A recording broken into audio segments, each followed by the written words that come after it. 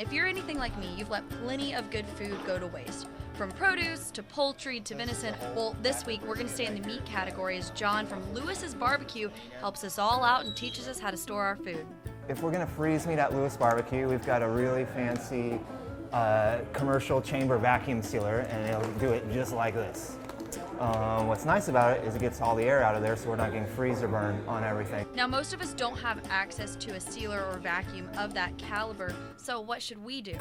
You just dip it down in the water like this, and it'll push all the air out, and then you would just zip it closed, and then pull it back out of the water, and throw it in your freezer. Any freezer bag will do as long as it specifies freezer. Another good question, is it better to cook the meat before freezing or leave it uncooked and then freeze it?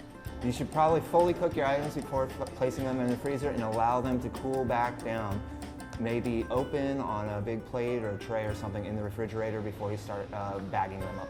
So if you did just go out hunting and harvested an animal, it is best to cook that meat shortly after you harvest it, or really just as soon as possible.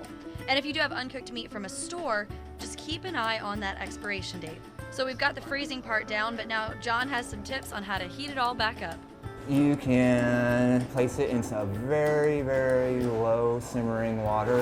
If it's just a zip top bag from the grocery store, you won't be able to take too much heat, so like right below a simmer. Or you can just put the whole bag in simmering water like that, and it'll reheat most evenly. It's almost like the meals ready to eat that the military uses kind of idea.